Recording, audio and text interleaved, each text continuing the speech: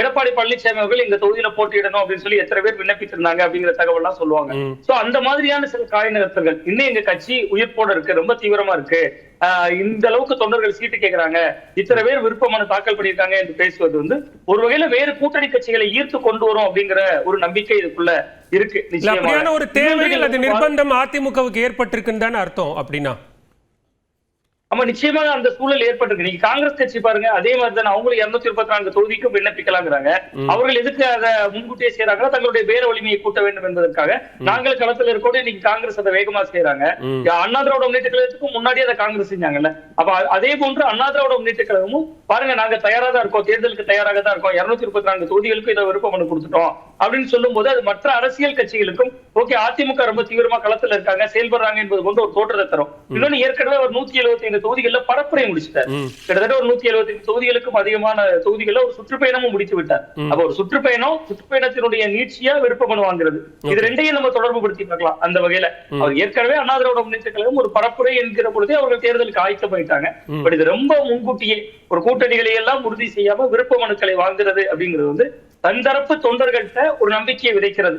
ஜெயலலிதா அவர்களுடைய காலத்துல இருந்தது போன்று இடமும் இருக்கு, கட்சி ஆக்டிவா இருக்கு, நிறைய பேர் விண்ணப்பிக்கிறாங்க, ஒவ்வொரு தொகுதியிலும் இத்தனை பேர் விண்ணப்பிக்கிறாங்க.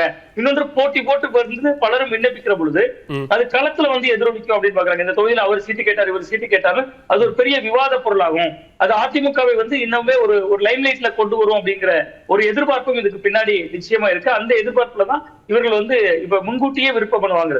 இல்லைன்னா கடைசி நேரத்துல இன்னும் கொஞ்சம் காலம் கழிச்சே வாங்கியிருக்கலாம். பட் இது வந்து அதிமுகவுக்கு அந்த தேவை இருக்கு, ஒரு வலுவான கூட்டணியை கட்டமைக்க வேண்டிய தேவை இருக்கு.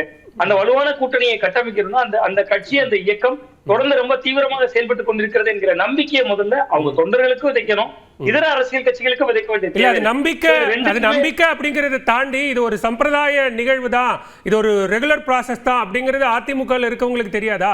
நீங்க சொன்ன மாதிரி அது அவர் ஜெயலலிதா காலம் தொட்டு அப்படி நடக்குது அப்படின்னா இப்பயும் அது அப்படித்தான் தொடருது அப்படிங்கிறது அவங்களுக்கு தெரியாதா?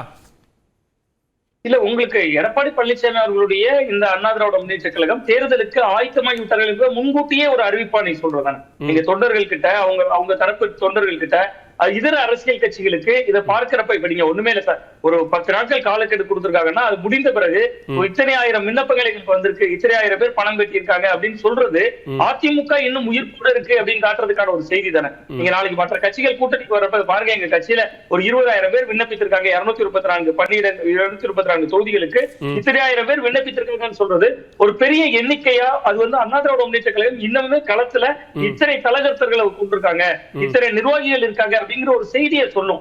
பட் அது மட்டுமே போதுமான்னு கேட்டா அது போதாது.